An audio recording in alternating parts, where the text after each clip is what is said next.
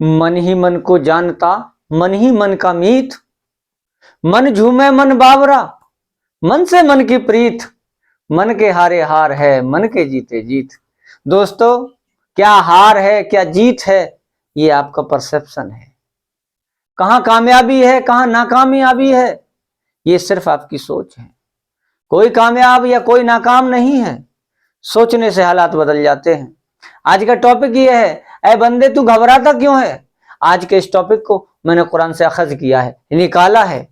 उसमें खुदा कहता है, ऐ बंदे, ऐ मेरे को चाहने वाले, ईश्वर पुकार कर कह रहा है, ऐ मेरे में आस्था रखने वाले, ऐ मेरे ऊपर अपने पूरे विश्वासों को करने वाले, फिर तू घबराता क्यों है, मैं तेरे साथ हूं, तू घबराता क्यों है। वो 4 बातें बताता है, जिन 4 बातों को लेकर आज सारी दुनिया परेशान है, उन्हीं 4 बातों के लिए वो आपके साथ खड़ा है। वो क्या कहता है, हर मुश्किल के साथ आसानी है, हर मुश्किल के साथ आसानी है। जब तुम्हारा यकीन यह है और जब ऊपर वाला ये वादा कर रहा है कि हर मुश्किल के बाद आसानी है, तो फिर मुश्किलों में विचलित क्यों हो जाना, फिर मुश्किलों में मायूस क्यों हो जाना, यहां तक कि सुसाइड तक कर लेना। नहीं, वो ये कह रहा है कि इस मुश्किल के बाद आसानी आने वाली है। कुरान करीम में इस बात को ऐसे कहा गया, इन्ना माल उसरी उसरा, कि हर मुश्किल के बाद आसानी है। दोस्तों, जब हर मुश्किल के बाद आसानी है, हर फेल्योर के बाद सक्सेस है, तो टूटना किस बात का, मायूसी किस बात की। कुछ वक्त की बात है, मुश्किल गुजर जाएगी, फिर आसानी आएगी, आनी ही है। आप कहोगे ऐसा नहीं होता है, कुछ लोगों पे बराबर बराबर मुश्किलें जारी रहती हैं। ऐसा कभी नहीं होता। आपने देखा होगा कि एक कारखाने में काम करने वाला कर्मचारी, शायद आपने ना देखा हो, मैंने इसको देखा है कि कारखाने में काम करने वाला कर्मचारी 20 साल के अंदर ठेकेदार बन जाता है, और जो ठेकेदार हुआ करता है वो कारखाना में मजदूरी करने पर लग जाता है। एक पीढ़ी बहुत दुख में गुजर रही होती है, 10-20 साल किसी इंसान पर आजमाइश के गुजरते हैं, उसके बाद आपने देखा होगा कि उसके हालात बदल जाते हैं। इसका मतलब साफ है कि ये बात हक है, ये बात सच्ची है, इन्ना मअल उसरी युसरा, कि हर मुश्किल के बाद आसानी है। एक मसला हल हुआ कि घबराना नहीं। क्यों नहीं घबराना, क्योंकि God says in the Holi Quran that every problem dissolved and God gives a gift. खुदा हमें नया गिफ्ट देता है। दूसरी बात, उसने कहा सब्र करने वालों के साथ मैं हूं। सबने कहा, हर धर्म में यही बात मैंने पढ़ी, मूल सार यही कहा कि आपको संतोष करना चाहिए, आपको संतोषी होना चाहिए, आपको सब्र करना चाहिए।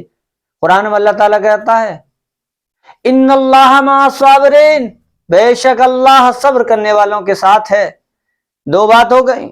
इस बात में कोई परेशानी आई, ठहर जाओ, थम जाओ, सब्र करो। क्यों? क्योंकि अल्लाह ताला इरशाद फरमा रहा है, इन्नल्लाह मअस-साबिरीन, कि मैं तुम्हारे साथ हूं।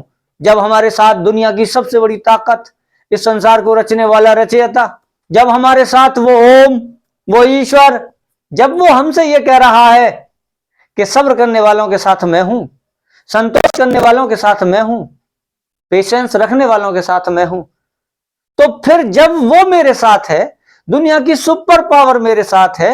आज किसी के साथ में पुलिस वाला खड़ा हो जाए, कांस्टेबल खड़ा हो जाए, तो वो अपने आप को गांव का साहूकार समझने लगता है, मुखबरी करने लग जाता है और समझता है कि हम पे कुछ पावर आ गई है।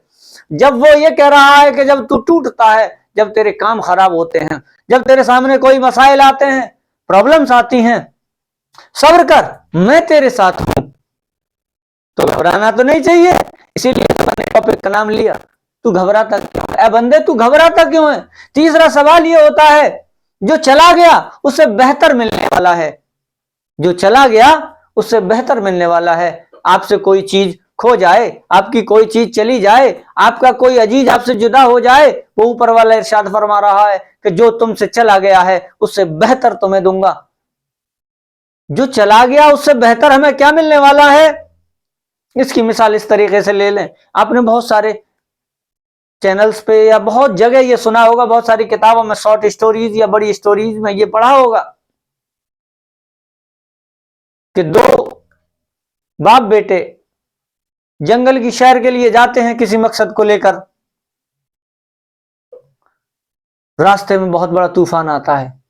बेटा बाप से कहता है कि डैडी ये तूफान आ रहा है, शायद हमारा काम हो नहीं पाएगा, हम मंजिल तक पहुंच नहीं पाएंगे। बाप कहता बेटा सब्र रख, हम जरूर पहुंचेंगे। थोड़ा और चलते हैं, आंधी थमती है, एक दरख्त के नीचे रुकते हैं, बहुत तेज बारिश शुरू हो जाती है। बेटा कहता है एक और परेशानी आ गई। बाप कहता है बेटा सब्र रख, एक और परेशानी आनी है, इसके बाद आसानी आनी है। बेटे का सब्र टूटने ही वाला होता है कि जिस मंजिल पे वो जाना चाह रहे थे उस मंजिल पे आग लगी हुई थी और नेचर उन्हें उस मंजिल पे जाने से रोक रही थी। मसला यह हुआ कि उसको मालूम है कि जो मुश्किलें तुम पर हैं इस समय, इससे बेहतर इसका सिला तुम्हें मिलने वाला है। जो आज तुम्हारे पास है, जो तुमसे चला गया, उससे बेहतर तुम्हें कुछ मिलने वाला है। घबराना नहीं है, यकीनन तुम्हारा आने वाला वक्त तुम्हारे गुजरे वाले वक्त से बेहतर होगा। इसके लिए कहा कुरान करीम में वलल आखिरतु खैरुल लका मिनल ऊला, यानी आपका अंजाम जो होना है आपके आगाज से बेहतर होना है।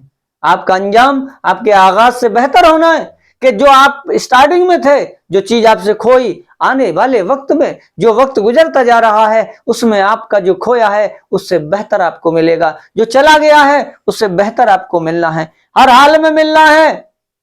क्यों मिलना है कि कुरान करीम में वो ईश्वर फरमा रहा है, वो गॉड, वो अल्लाह कह रहा है, और वो बार बार ये कुरान में इरशाद फरमाता है कि इस किताब में, इस कौल में मेरी बात पे कोई शक नहीं। ए अहले ईमान वालों, ए ईश्वर में आस्था रखने वालों, जब ये तीन चीजें आप अपने दिल में इत्मीनान करके रख लेंगे, कोई घबराने की बात आई, घबराने के लिए कोई ऑप्शन बचा?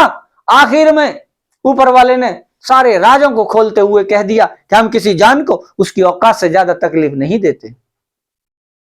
तुम सोच भी नहीं सकते हो जिन मसाइलों को उसने बताकर तुम्हें और उनका सॉल्यूशन दे दिया। वो कह रहा है हम किसी भी इंसान पर, हम किसी भी जान पर, किसी भी नफ्स पर उसकी औकात से ज्यादा, उसकी सहन शक्ति से ज्यादा तकलीफ नहीं देते। क्या कहता है? ला युकल्लिफुल्लाहु नफ्सन इल्ला वुसअहा, हम किसी नफ्स को उसकी ताकत से ज्यादा दर्द तकलीफ नहीं देते। जब वो मुझे इन चारों चीजों का वादा कर चुका, जब उसने प्रॉमिस कर लिया और मैंने अपने आप को मुसलमान या अहले किताब या मैंने ईश्वर में आस्था रखने वाला अपने आप को साबित करने के लिए या अपने आप को दिखाना चाहता हूं, तो क्यों ना मेरी जिंदगी में ये चीजें हैं। जब अगर मेरी जिंदगी में ये चीजें उतर जाएं तो फिर मैं परेशान क्यों?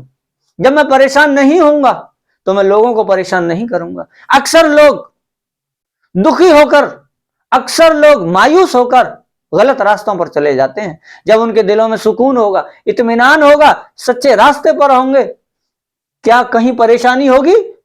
बिल्कुल नहीं होगी। दोस्तों, मैं उम्मीद करता हूं आप इन चारों बातों को सुने और इन चारों बातों पे थम जाएं, जम जाएं और अपने दिल को यहां पे रोक के रखें कि कुछ भी तुम्हारे खिलाफ नहीं होने वाला, हर चीज तुम्हारे फेवर में धीरे धीरे आती चली जाएगी। ओके दोस्तों, मिलते हैं नेक्स्ट क्लास में।